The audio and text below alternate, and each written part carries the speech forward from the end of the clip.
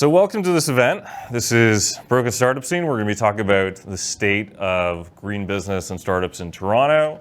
Hopefully you know all our panelists, Diane Sachs, who is City Councillor for Rosedale, University of Rosedale, Phil DeLuna, who, I'm going to let you introduce yourself because you've got, I'm not sure the priority of things you want to list, and Ron Goel, who's the CEO of Mama Earth.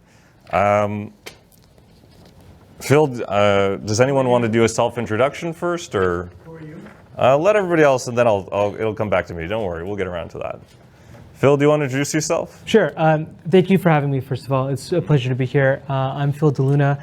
I'm a climate scientist and a climate tech entrepreneur. Most recently, I was the Chief Science and Commercial Officer of a company called Deep Sky, which is a carbon removals project developer, building projects to remove CO2 from the air and put it underground. I recently left to start a new company. It's in stealth at the moment, and we're fundraising. So a few of the questions about startups and capital raises that we're going to have today, I'll be able to speak to. And you wrote an article in Forbes that also got some play about this subject. Yes, I did. I'm also a columnist on Forbes, and I do write on sustainability often.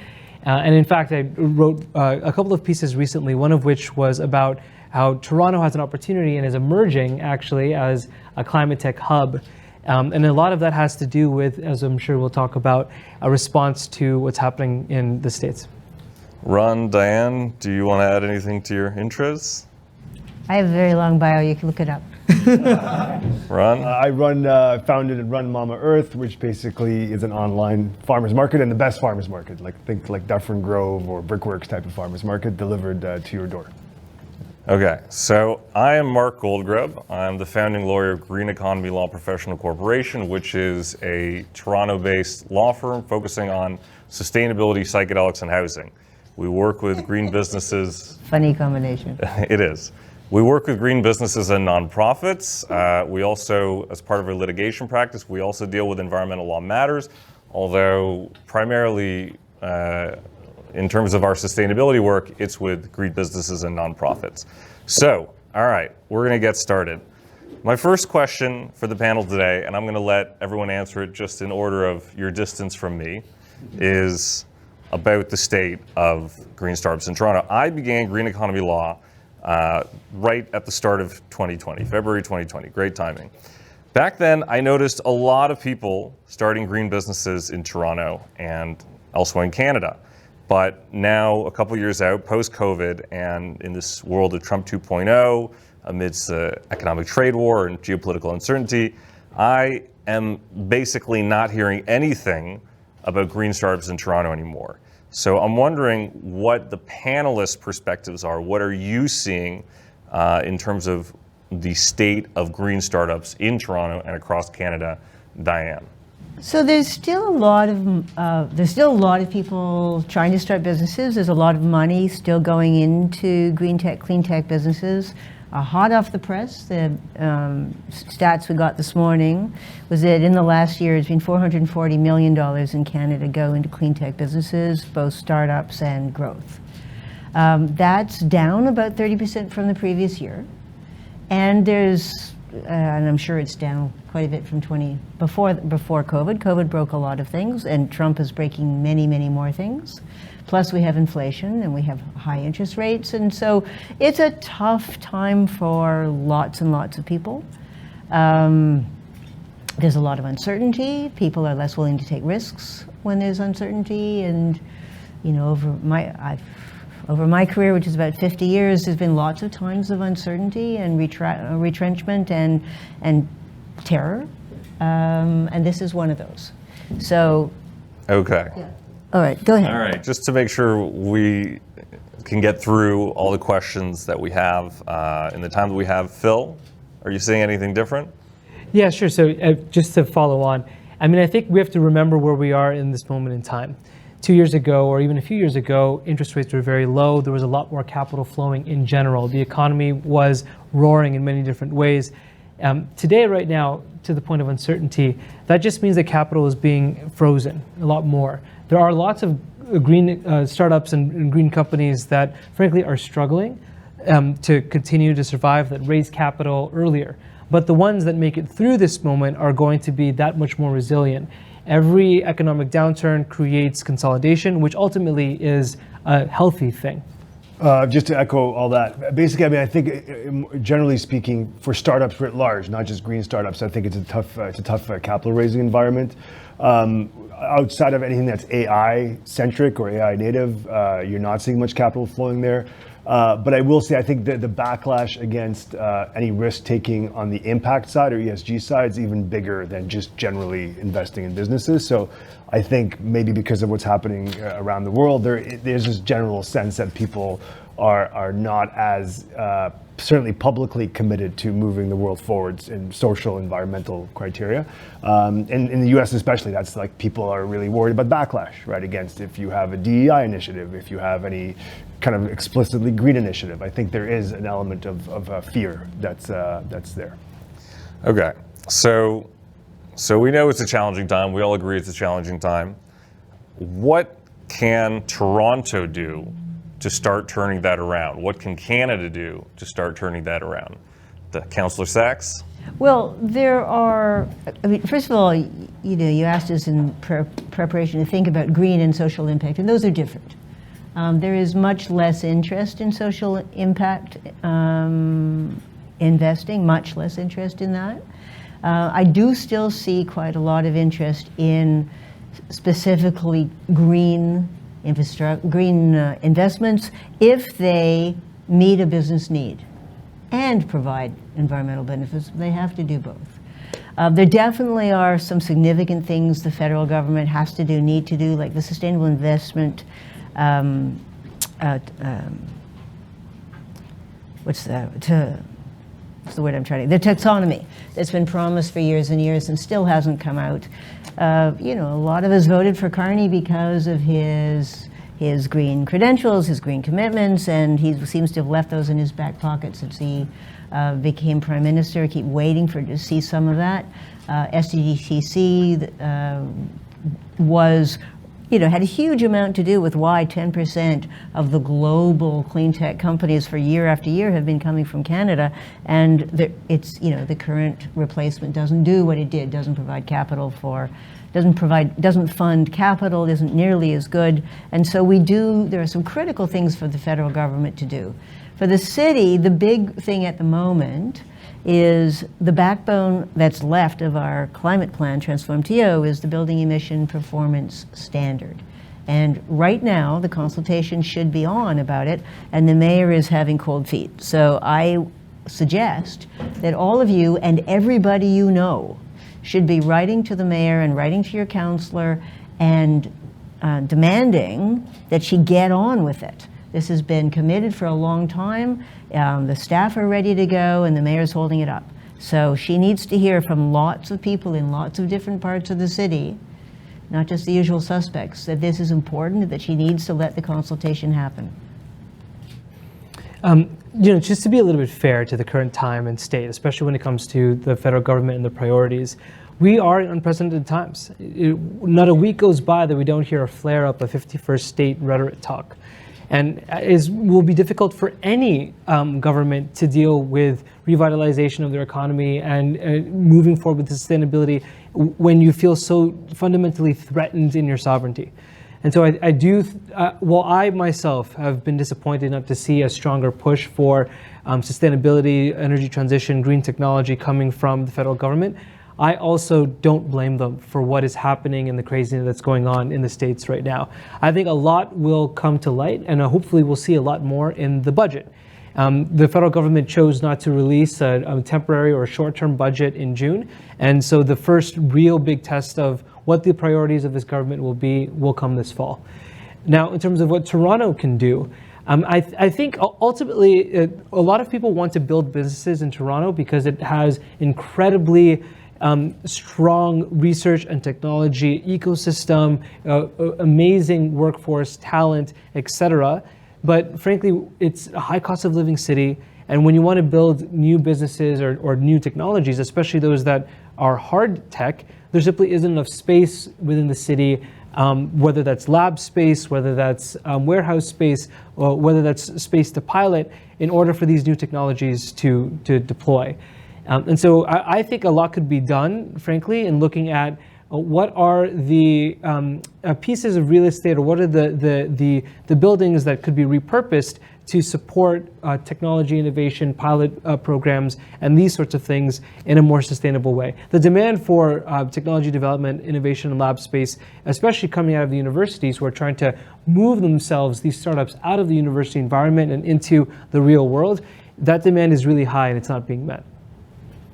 Ron? I just maybe focus on two things. One is cost of living, just to echo what Phil said. Frankly, I could not start the business I started 13 years ago today. Like a person without family wealth, which I don't have, without support. Otherwise, you could just not take the risk in the city in the way that I did, at least at the time, with kids and whatnot. So I think cost of living, we heard about the housing crisis and transit, et cetera. So I think that stuff is first and foremost. And the second thing is I think Canada and the province need to get used to embracing the idea of picking winners and losers in terms of how we choose to subsidize this or that sector. If you look at what's happened in China over the last few years, it's incredible what they've done. Electric cars, solar panels, and all sorts of industrial machinery. Flying cars. Flying cars. I don't even know about that. I think I could say as a business that's over the years, taking advantage of this or that pocket of funding. Those pockets are often tough to access. They spend more money, on the administration of the funding than they do the dispersing, and then the way they structure them typically dilutes their efficacy because of how long it takes to get approved and how long it takes to get paid after you get approved. So I think we need to just focus on a couple of areas and just decide that's where we're putting the money in, and not spread it across, 30 different nonprofits to disperse said grants or subsidy. It needs to just be focused so that it's something kind of like the SR&ED credit, which is actually, I think, on the whole in the right direction, something that is going to be there in 3 or 4 or 5 years. So as you're planning out your company and how you see the market, it's something that'll still be there, and it's like somewhat predictable. So, I'll just comment on the last point you made. We recently published a report at Green Economy Law called The State of Canadian Climate Law in 2025. And we talked about this unpredictability that, Carney came in with this incredible environmental track record, but it seems like the first thing he starts doing is cutting green programs. And this total unpredictable regulatory environment is not good for business, obviously. Okay, but moving aside from policy, sometimes when people talk about the difference between US and Canada, they don't just talk about policy, but they talk about mentality, perspective. Is there a skills, talent, or mentality problem in the Canadian green business or general business ecosystem? And is there a way that Canada, the government, society can address it to help startups thrive in Canada? Well, I don't think we have a talent problem. I think we have an incredibly talented and well-educated population. We do have major shortages in skilled trades, for sure. We hear that all the time from any group that is able to grow, such in the energy sector. Lack of appropriately skilled tradespeople is a big deal. Boilermakers, for example, seems to be really hard to get good boilermakers. Someone to install your HVAC or your heat pump, all those things. And that's a provincial responsibility. And again, we do need to look at Ford and how he has really trashed the entire post-secondary education system, and particularly the colleges, and left them out to dry. So they're cutting programs, and he's not providing support for the training programs to provide the people to do the work, to build the things that we know we need to do. And that gets in the way of lots of things. He's got a housing agenda, and we're not training people to build efficient houses, where you've got this energy agenda where he wants to see a doubling of the electricity system, not training the people to do that work. And this is like serious training to do some of the jobs that Toronto hired here. You're literally talking about a 6 or 7 year training. This is longer than lawyers, to be able to actually deal with 8,000 volt live equipment. And that's an enormous investment you're making in someone without knowing you're going to be able to keep them. So definitely we have a skills problem, and that's, again, I think directly the responsibility of Ford. But we also do have a mentality and culture issue. So I heard about this again this morning. I was at the Climate Week main session talking about, so one of the funders told me, okay, they get 800 pitches a year that make it through to the senior partner, and they fund 3. And when they get basically exactly the same pitch from a Canadian company and an American company, the Canadian asks for 5 million and the American asks for 50. And of course, the American has access to the American market and the other things that are, if Ford hasn't trumped them, if Trump hasn't trashed them that particular day with his attacks on education and science and climate and everything else, there are opportunities there that we don't have here. So definitely there is a question about scope and scale. Our market is smaller, and our investors are less risk tolerant. The Royal Bank was saying on Monday that there's an ocean of money looking for low risk investments, and they're very interested if those low risk investments have climate benefits. So it's really easy to fund solar and wind now, which was impossible when I started talking about this stuff. But there's a puddle available for high risk things. So you really, to be one of those 3 who stand out, you have to be extraordinary. And the word should can't appear anywhere in your materials. This cannot be a people should do this. People should do that. It has to be there is a genuine, strong business need for X, and it has environmental benefits, and I've got the basic business metrics figured out, and I know what the obstacles are for getting there. And so a lot of people approach me saying, you know, I've got this great idea that'll be good for the world, you should pay me to do it. That is not going to happen.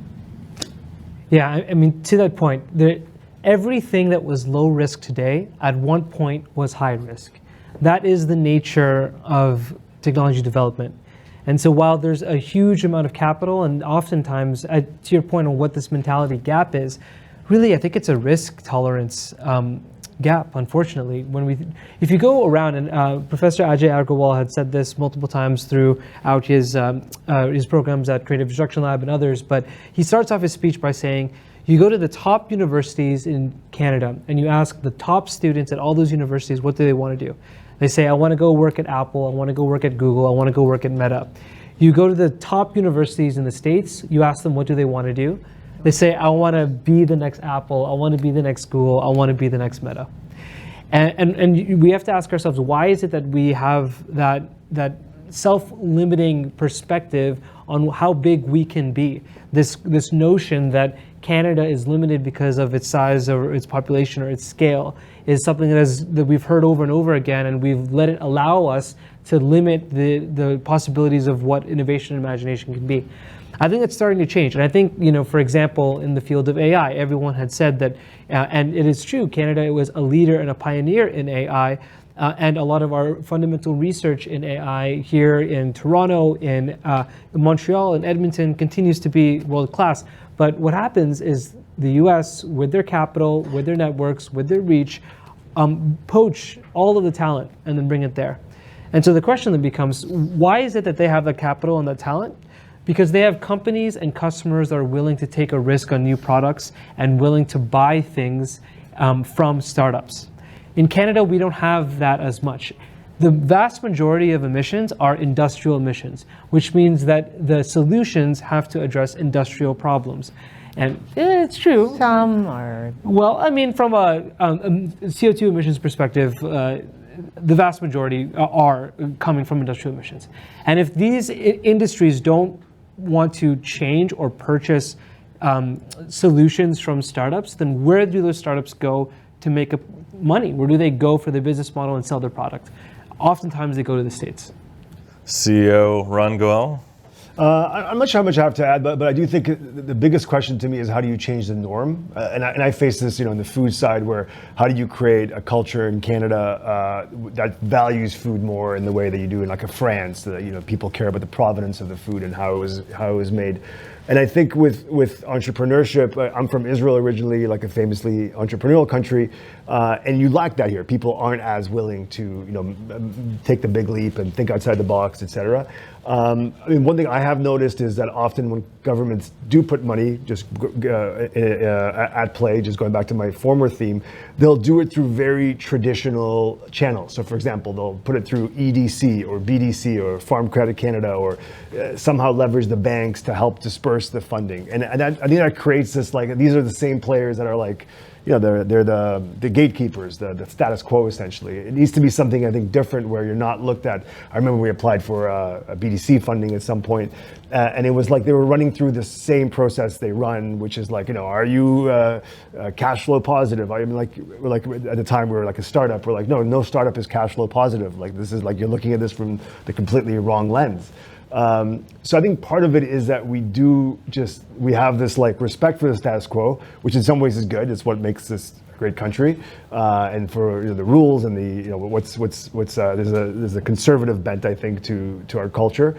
But I think it kind of bites us in the ass in this front, that we're too likely to just go with the flow and go with something that already works rather than challenging it from the ground up. Right. And part of the issue with that is the gotcha culture. So I understand the logic for early startup funding, and I think that is something the federal government should do.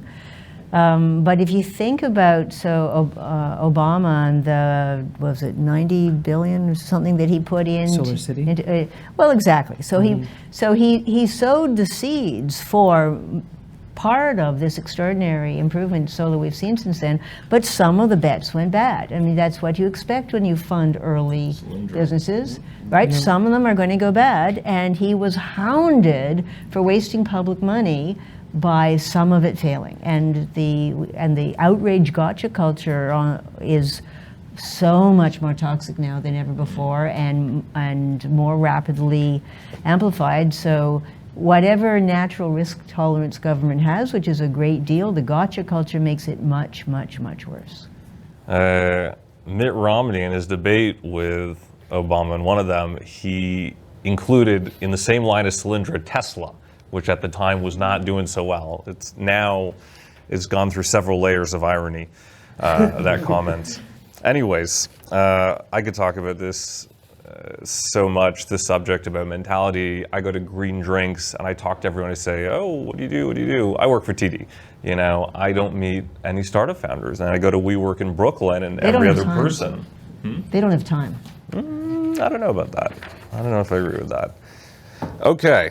Yeah, I could talk about this a lot. Anyways, raising capital has always been a challenge for Canadian startups. How does everyone view that challenge now in an era where many investors have turned away from ESG, DEI, responsible investing generally?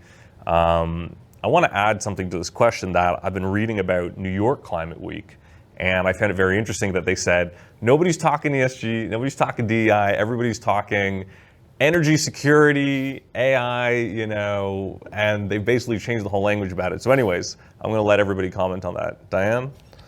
Well, I mean, definitely there are differences. I hear that it's much, much, much better in Montreal. The Quebec government, again, think about where the money comes from. So the Quebec government gets a lot of money from Hydro-Quebec, which is mostly zero emission, and therefore has had a strong interest in promoting climate economy type of things, so that matches their moneymaker, whereas Ontario elects people from the suburbs and thinks about the auto industry, even though, again, one of the stats from this morning was the auto industry produces 19 billion a year and clean tech produces 42 billion was the claim, but the auto industry has voting power and political power. In Quebec, you've got the Caisse de dépôt, which has had for decades now a specific mandate to build Quebec industries, and particularly clean Quebec industries. There is support at all levels of government in Quebec. And so I hear the green tech sector in Montreal is doing really, really well. Do we need to hire a Quebec licensed lawyer? I don't think that's the thing. We need to vote. How about a competent alternative to Ford? But I think the people in Quebec, the government buys their product. Yes, And so that's the missing. it's part of the Because, circle. because they give them the money and they say, I gave you the money, so I'm gonna try out your meal you cooked me, and I'm gonna eat the meal that I Right. paid for. But we don't do that here, we buy from the US. Well, we're trying to change that. We're working really hard to change that. I love the comments, but Sorry. let's save them for after. We'll do a little Q&A, and there'll be a little bit of time to networking for networking. Phil? I agree. I agree completely. And the whole Quebec Inc. and there's a lot of layers on culture and language that also is a topic in and of itself. So I'll talk more about fundraising. This is something that's really pertinent to me right now because I'm actively trying to fundraise seed funding for a new startup in the cement decarbonization space. And I've reached out, first of all, the number of climate tech specific startups or venture funds in Canada are very limited. You can count them on your hand. So there's a smaller pool of capital to draw from. Many of them are looking at Series A or beyond. So they're not looking at early stage investment. And then to your point earlier, we know what we need to raise to make a difference. I think oftentimes, especially in Canada, when folks start to spin out a company for the first time, they raise the bare minimum to barely get by rather than to make an impact. And they ask for the bare minimum to rarely get by, and then they survive off of grants or whatever it may be, but it's just enough to keep the lights on, but not enough to make a product. And so that's not what we're doing. We're saying this is how much we need. We need to raise $8 million and in order to do this thing and deliver this thing and deliver that thing. And frankly, we have to leave Canada to go find that money. In this next week, I'm heading off to Paris, to Madrid, to London to speak with investors, to speak with customers in Europe who want green cement solutions because I can't find the same pull here in Canada. And it's really unfortunate. We've had a couple of interesting conversations, but again, the speed and the uncertainty and we'd love to, this looks really interesting, but we don't know what the federal government is going to do and what incentives will be in place or what the trade is going to look like or what the US government is going to do. And at a certain point, it's like, well, forget about what all these other people are going to do. What do you want to do? What is your vision? And you ask that to a bunch of Canadian companies and industries, and they're not sure. It's very reactive, whereas there's a lot more of agency when you look in other places. So the reality is, unfortunately, I love Canada. I want to build in Canada. Canada is the best country in the world. But in order to find that first catalytic funding, I have to leave the country to find it. Ron? Actually, I have much more to add, so I'll leave it there. Start at the other end next time. Yeah? Hold on. The next question is I would imagine it's your favorite question. Ask him first. All right. Ron, do you want to take the next question? Oh, wow, man. Okay, it's like Doug Ford, I don't know where to start. Oh, well, hold on. All right, let me say what the question is. All right, so the next question is, Olivia Chow, Doug Ford, and Mark Carney, if you could tell each of them one thing related to this subject, what would it be?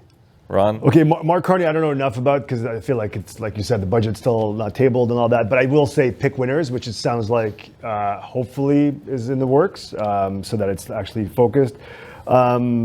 Doug Ford, I would say focus on the bread and butter of provincial jurisdiction, which is education and healthcare, and I haven't seen anything of value there in 7 years, to be honest with you. Again, I'm a casual observer of politics, so I could be missing this or that initiative, but I think... You're not. Maybe not, yeah, and certainly in the You can add the courts to that. What's that? You can add the courts. Yeah, so I think like on certainly the post-secondary side, healthcare, I don't see anything moving in the right direction. And in terms of the city, I mean, it's tough over there because the city is a child of the province, legally speaking, and the provincial Ron, government has you're done. also a lawyer. Yes, I'm a everybody lawyer. should know that. Yes, I'm a former lawyer, New York trained lawyer. They're not Ontario. That's even better. I think it just goes back to cost of living. This, as Dan, I'm sure will tell you, there's limited levers for the city to pull on that front, but there are some. And there's certainly a lot of quality of life, I think, levers that the city can pull that is important for Toronto to be a great place to live, let alone a world-class destination for capital and talent. So I think, yeah, on that front, there's definitely a lot of work to be done. It has become an adventurous city to transit through, whether by bike or bus or streetcar or subway. Come on, the bike infrastructure has got enormously better in the last few years. In the last few years, yes, but it's still got a long way to go. Yeah, but you do have to appreciate A, how hard it's been, and B, how much better it is.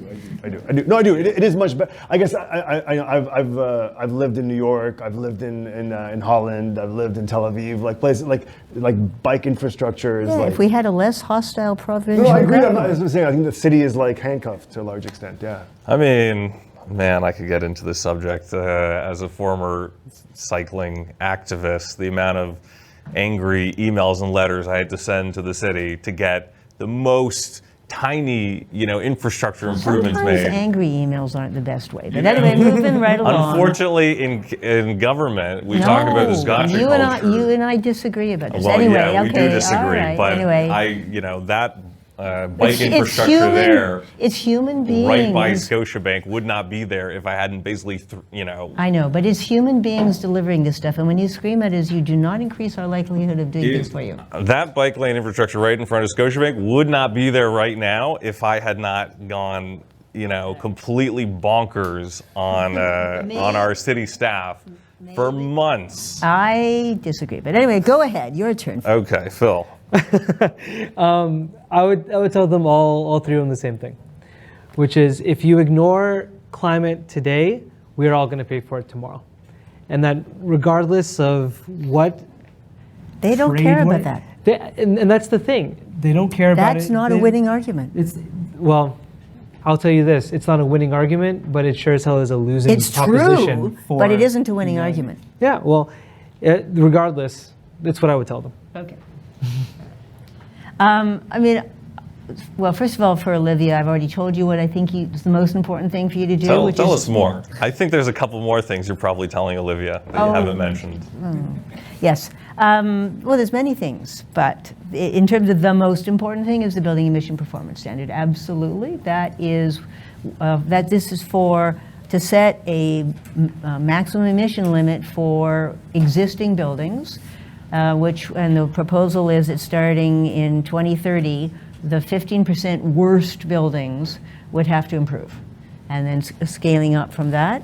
If we don't, most of the buildings in the city that'll be here in 2050 are here now. And especially, every time we turn around, Ford cuts our legs out from underneath us on now the green standards or whatever other things. But the existing buildings have to improve. They have to improve in order to be more comfortable to live in. They have to improve to be more resilient to the climate breakdown effects. They have to be better in order to avoid wild fluctuations in energy costs, air quality, climate impacts, all of those things. And we have to give owners a long lead time. Businesses need certainty. You need to plan for the replacement lifetime of HVAC equipment, which is 15 years or more. So 5 years is the absolute minimum to give people, and it needs to be longer for the larger buildings. So we need to get on with that now. That is the single most important thing, I think. For Ford, well, everything he does, I think, is bad for the city and bad for almost everything I care about, with almost no exceptions. What's an exception, actually? I'd love to hear that. Well, more density near transit. I mean, he's done it in a very heavy-handed way, but we do need more density near transit, and there's an enormous problem with NIMBYism, absolutely enormous. The people who want to live in good rental accommodation near transit don't live there now and won't appreciate it when it's there because they think they were entitled to it and it was probably always there. Whereas the people who have houses there now and don't want new high-rises near them, they will remember and they hate you and they vote. So, yes, I could talk about that all day. But anyway, so Ford, the biggest thing, aside from stopping all the horrible things he's doing, and of which I have a very long list, he always puts cars first. He's Included with this speed camera thing. It's like, oh my God. And of course, all based on lies. Oh my all God. based on lies. But the single most important thing, I mean, yes, he's breaking the courts, he's breaking education, he's breaking healthcare. But in terms of this particular piece, education is enormously important. And then there's just all the other stupid things like refusing to follow the National Building Code and so on. And for Carney, like, read his own bloody book, right? The key to economic success moving forward is climate smart building. And he knows this. He's gone around the world saying it. He's written about it. He's got all the stats. And he's like, where the hell is he in delivering what he has been telling the whole world to do? So yes, he's in very difficult circumstances, but just trashing all the green incentives, including for improving energy efficiency in buildings, for electric vehicles, for getting rid of the carbon tax, which destroys the business case for lots of other things. I mean, he's done a lot of damage. Where's his good? It's time. Okay, I'm going to combine the next two questions so we have a little bit of time for Q&A before you have to run. So the next two questions are, what are other policy changes or government support that would most effectively boost Canada's green economy? Are there non-policy things we should be thinking about in terms of how to fix the broken state of Toronto and Canada's green business ecosystem? So this is almost like a free-for-all, almost like whatever other comments you want to add, toss them out. I'll start with Phil this time to change it up. Sure. Okay, so one specific policy that I think would be really great if Canada were to implement, Europe is implementing at the start of next year a carbon border adjustment mechanism, CBAM. And it is taking a risk in being one of the first jurisdictions, first big bloc, to price carbon in that way for goods that come into its borders. Canada could do the same thing. And it would be a really interesting opportunity, I think, for Canada to use trade in a way, and trade policy in a way to hopefully advance climate and carbon goals. And it's top of mind to me most right now because of everything that's happening in trade, but also because I know that they're implementing that very soon. Diane? I think that would last 3 minutes if we're lucky. I mean, you look at what happened with the digital services tax, which we really did need, and which had very strong support. We are a very small country. We are extremely trade exposed. Ford blustered about tariffing electricity to the United States, and Trump turned around and said, okay, we'll double the tariff on steel, and Ford caved in about 2 seconds. We don't have the size or the economic muscle to be our own bloc. We're Minister of Environment told us this morning we're facing probably $25 billion in sharp economic pain now. We can't afford to ratchet up that battle. But procurement, you talked about procurement. Procurement is certainly an area where there are things we can do. It's challenging. So think, for example, about, I spend way too much time on the details here, but I'm on the TTC board. So we spent a lot of time talking about the Gardiner Expressway. 3 times as many people every day are carried by the Bloor subway. The subway cars on line 2 are almost 60 years old, and their design life expectancy is 30 years. 60 years. Oh, okay. Okay? It's not as bad. It's not as bad yet. Okay? But keeping old, obsolete equipment running is dangerous, expensive, risky. It breaks down more often. You can't get parts. Same thing with our street lighting system. We can't even buy the parts for the street lights anymore. We're the last city in North America with non-LED street lights. We can't even buy the light bulbs. And getting the money to buy the new subway cars, the federal government dragged and dragged and dragged and dragged and dragged. And so we were well out to a procurement a year and a half ago and had to pull it when it was already in the market because the federal government wouldn't put up their third. So they finally said they'd put up their third. So we immediately launched again another international procurement. And 5 months into that, Ontario said, okay, you've got to buy in Canada. You have to buy made in Canada trains. Well, at that point, we were stuck between the federal government, which would only give us their third if we bought internationally in an open competition, and the provincial government, which openly in an open letter said, you must buy in Ontario. So that was an impossible situation. So the feds finally came along and said, okay, you have to buy in Canada, but nobody's giving us the extra money. If there isn't a competition, Alstom is just going to cheat us. So we're trying lots of different ways to try to buy the the trains in Canada and to get as many parts made in Canada and the steel made in Canada, keep the jobs in Canada, but that will cost more and no one's prepared to pay for that. And we get 9 cents out of every tax dollar. It takes us, we have to increase the property tax 1% just to raise about $35 million. We're talking about a $2 billion purchase just for this one thing. Where's the money going to come from for us to purchase here if our businesses aren't competitive? Do you know what my answer would be? You need to tell Carlton Grant to enforce our bylaws to start collecting that money. We need to enforce our bylaws. Whole battle. All right. Mark and I have a stable disagreement about this. Years-long battle. Years-long battle. Don't worry, he's What is the leaving point? next week. Oh, thank God. Okay. What is the point of It won't having change bylaws? Well, We don't have the funds to enforce everything. We have... you know how you can get funds? Enforce the No, bylaws. it doesn't pay. Anyway, this is a long, different conversation. You didn't come here. Okay, But Ron. you could amuse yourselves for a long time with some of We'll these. go into the Q&A on that. Ron, you want to answer this one?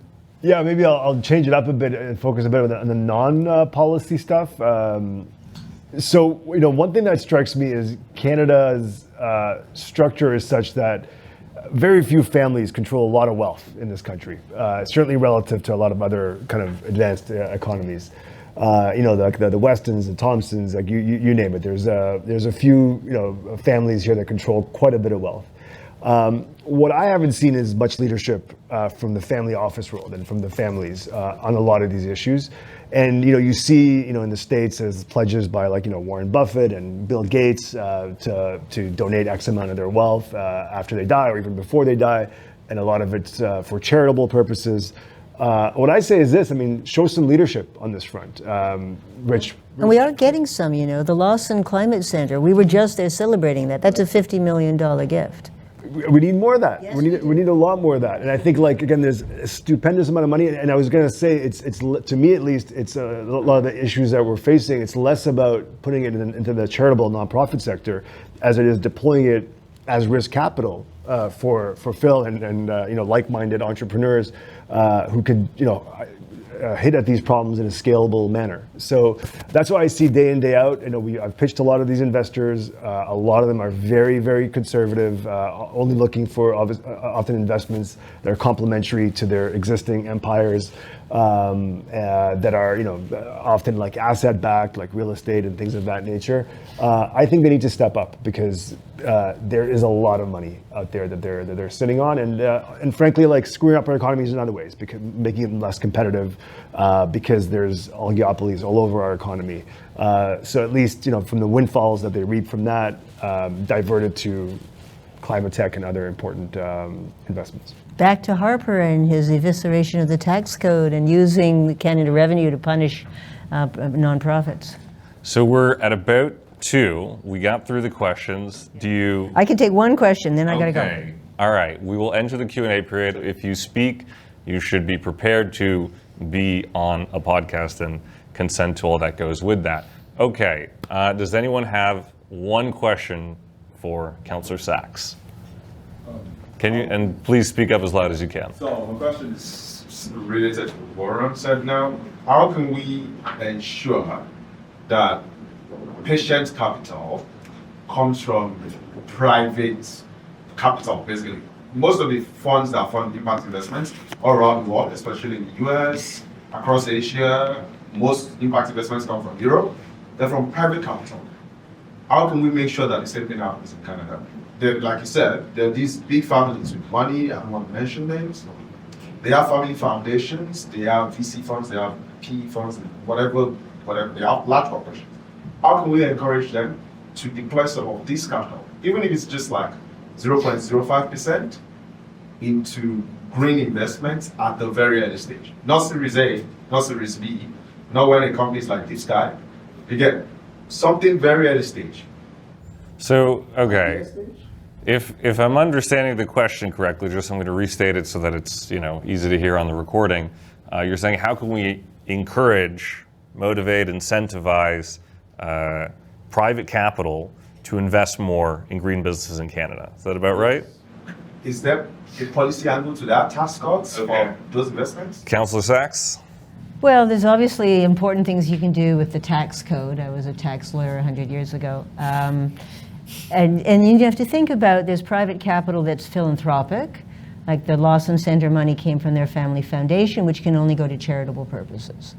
There's also their private investment funds, and we, under the rules that we have right now, we can't force people to invest their business in particular things, but we could certainly do a lot to make it more attractive. One of the best things that I thought that Ontario used to do, which of course Ford trashed, was the Ontario Centres of Excellence. And they had what amounted to a dating system, which was fantastic. They matched big companies with money and problems with little companies with solutions and helped make that marriage work.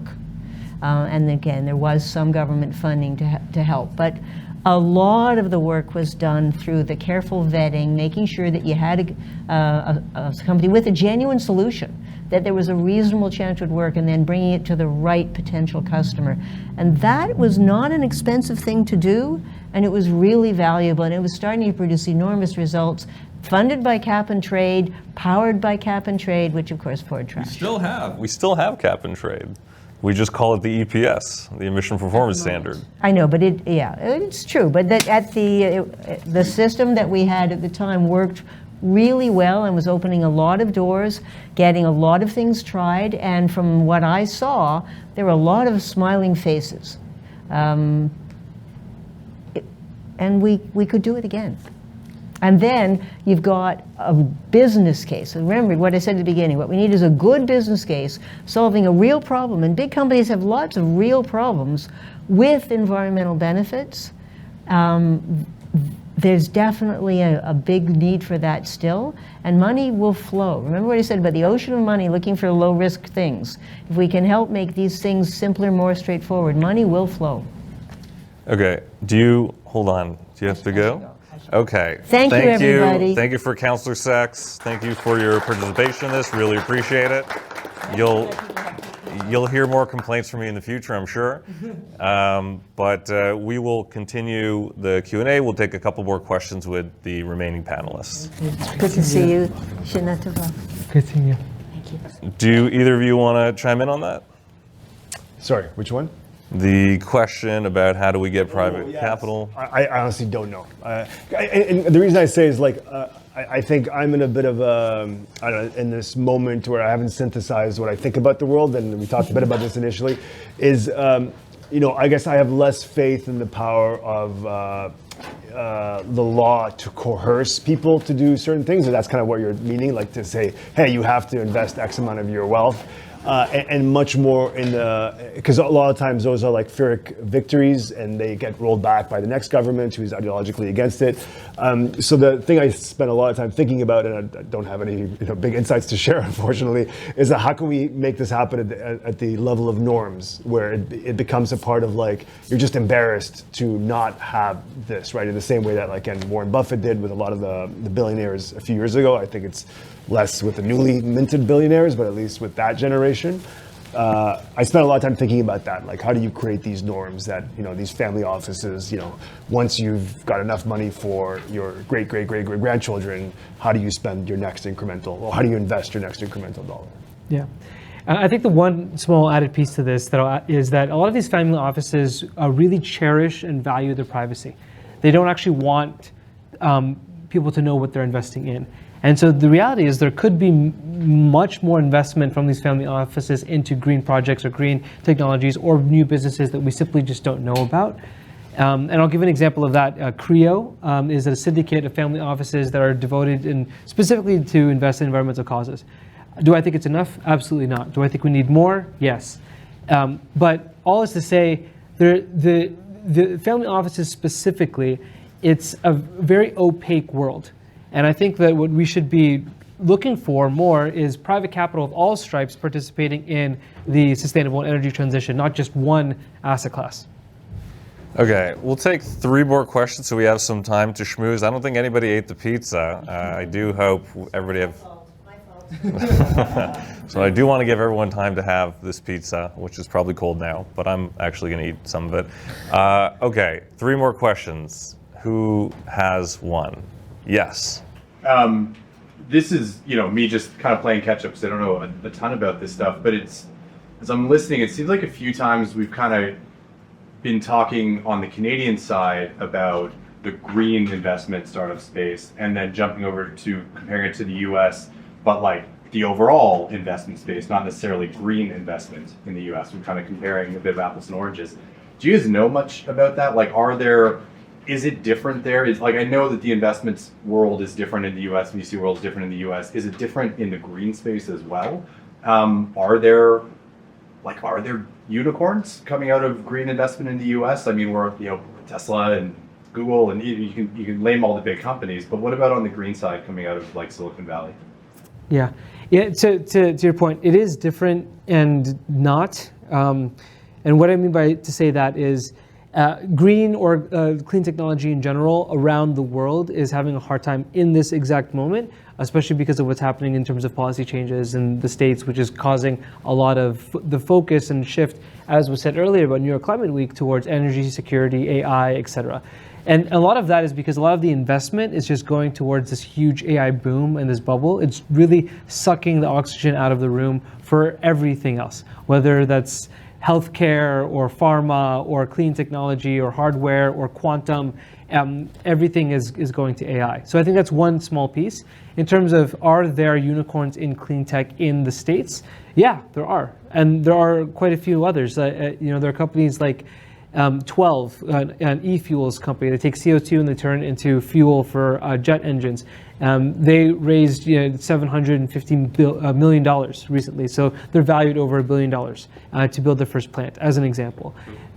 I hope I didn't cut you off too soon, but before I forget this, I'm wondering, is there like an arbitrage here that everybody's focused on AI, but we all know AI needs tons of power, and it's like, are we not focusing enough on investing in green energy sources, which are absolutely going to be part of the energy mix one way or the other, because we're just so focused on basically the next level here? Actually, to your point, another sort of climate unicorn or very successful company recently is Bill Gates' backed Fervo, which is a geothermal energy company. And exactly to that point, which is the demand on energy. So a few years ago, everyone said that renewable power was going to be abundant, it was going to be cheap, we'd have free green electrons everywhere, and that was going to unlock all of these decarbonization pathways. AI came onto the scene, and now all of the clean new energy is being sucked up by AI. So my prediction will be that we are in an AI bubble, that we're not going to be able to solve all of humanity's problems with it, and that all of these investments into AI may not materialize. But because energy infrastructure takes so long to build, that overbuild to supply the AI market that's happening right now might actually mean that there will be excess power, or at least partially excess power, or stranded assets in areas that could be used towards sustainability. So regardless, there's this myth about efficiency. If you make something more efficient, people will use less of it. We can out-efficient our way with the project. Do you know the name of the law for this? I forget Godwin's law or something? Yeah, exactly. Something like that? It's exactly. But the reality is, if you make something more efficient, people just use more of it. Yeah. And so that's the case with energy. Yeah, exactly. So that's the case with energy too. Ron? I don't know if I'd add much more to that. I think what you're saying about the AI, I think it's really interesting in the sense that I'm not sure if I agree with you. I agree with you that it's a bubble, that the valuation expectations are gotten ahead of everyone's skis, but I'm not sure if it's going to have the same, if it's going to mean less power is ultimately going to be needed. I think the ROI on those investments is going to be lower than they expected, but I still think there's going to be insatiable demand for AI. I mean, I certainly see it in our business, in various kind of corners of it. Okay, next question. Yes. Yeah, so I have a question about talent in Toronto and Canada compared to the US. There's lots of reasons why top talent wants to go to the US, a big one being pay. and not benefits in terms of social services, but in other things that you can afford because you're getting paid more. And then on the other side, there's this thing that happens with green startups where people who care a lot about the mission are willing to take a pay cut to do the same output for less money because they just care a lot about the mission and about being part of the green economy. So I guess what would both of your recommendations be as, startup leaders or company leaders to both keep and attract talent in Canada and make sure that you're sort of, compensating for the fact that a lot of top talent that are mission driven are going to be willing to take sort of a hit on some other things as well? Sure, I could start off. I think it's a two-level problem, really, in the sense that in Canada, generally speaking, our income tax rates are higher, our marginal income tax rate are higher, certainly compared to like the Texases of the world and the Floridas of the world. So that's one issue. And B, a lot of times the salaries themselves, partially fueled by it's easier for them to raise money, and they're raising in US dollars, they can pay absolutely more. So often you're talking about a situation where people are making 50% or less, like take-home pay compared to what they would there. I have seen it in my own business, certainly, people be willing to take a pay cut in order to work for a cause they believed in. In my head, my rule of thumb has always been no more than 20%. I don't know if you have any thoughts on that, but so like there's a limit to that. I think that people will deal with. I think that the good news from my perspective is that I think Canada is very sticky for reasons beyond compensation. People, especially I think in this political climate, I think people, obviously if you live here, you often have family, et cetera, that kind of roots you here. But also I think you have a broader, political, social infrastructure that people want to remain in and don't want to, deal with all sorts of other issues that you deal with in a lot of U.S. jurisdictions. So I think we have to lean into them. But that said, I think those have really atrophied, certainly in a place like Toronto over the last 10, 15 years. I used to practice law in New York for a few years before moving back to Toronto.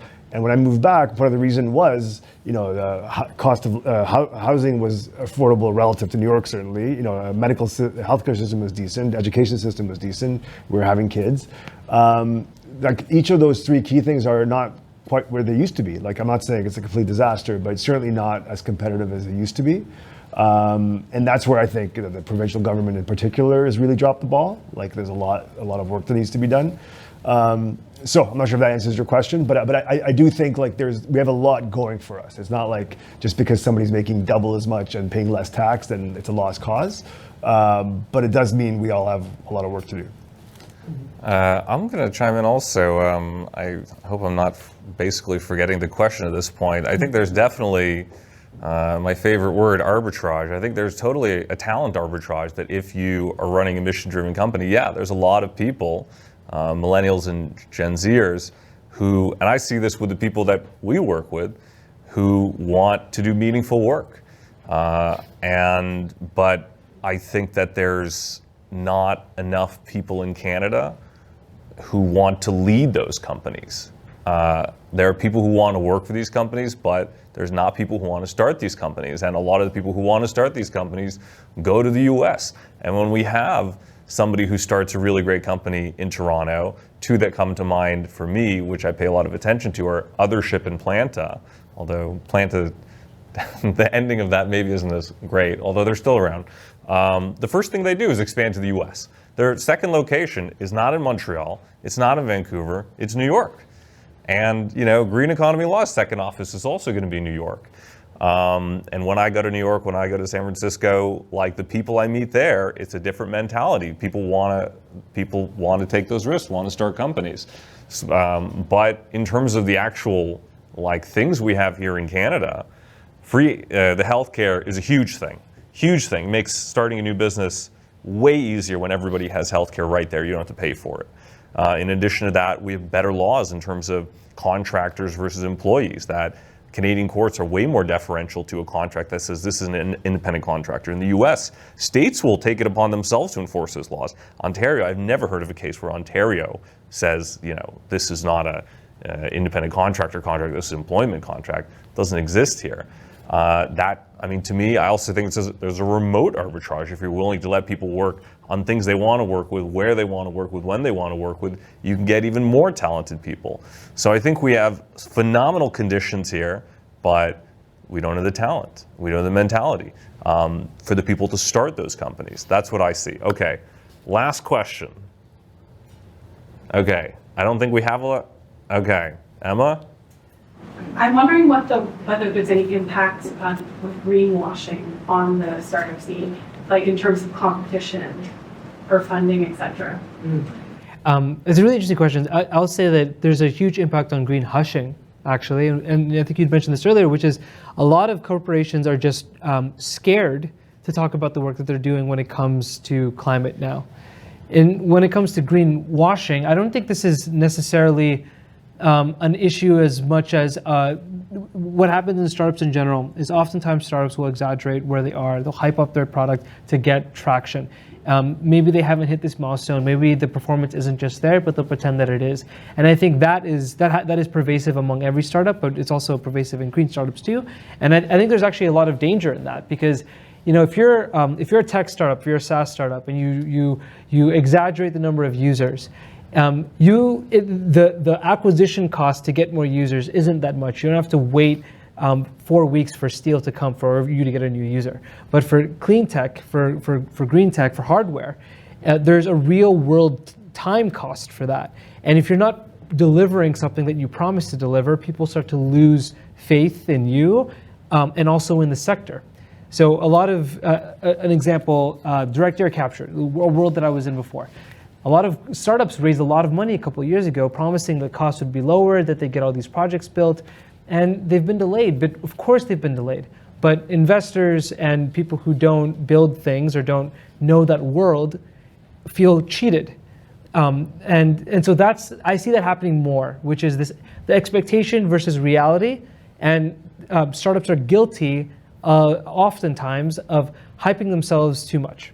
For us, it's definitely a concern from various angles. So for example, we've been a B Corp for many, many years. And I think the B Corp, I think brand is not as strong as it was, I think initially, certainly in terms of what it actually means and the kind of companies that join it. So that's like one example where for us to say we're a B Corp doesn't quite mean as much as it used to. Certainly on the food side, what we've seen is like the big national grocery chains owned by some very wealthy families are co-opting the branding and the imagery and the language around good food, whether it's local, organic, seasonal, sustainable, all that kind of stuff, and that makes it harder for us to market to the end consumer. Another thing we saw along the way, less now, but certainly in the lower interest environment, was you'd have startups raising a lot of money, making promises, both to investors, but to consumers as well, that ended up impacting our business in a big way. So for example, we were one of the first in Canada to launch meal kits back in, I think 2016, and it was organic meal kits with a lot of circular packaging, so packages that you can actually return, and we kind of clean them up and stuff. But that at one point was like 25% of our revenue, but that whole revenue segment got decimated by the meal kit companies just raising a lot of money and giving out free meals to customers, effectively to acquire customers. And suddenly you had this whole segment that just didn't make sense for us anymore because we couldn't compete. Even though our, again, the environmental story was much better, it was organic ingredients, it was local ingredients, but we just got washed out completely by that influx of capital. So yeah, greenwashing is again, from various directions, it's impacted us in a big way. Okay, that is all. Thank you very much. Stick around, meet each other, network, please, and thank you all for coming. Thanks so much, guys. Thank you.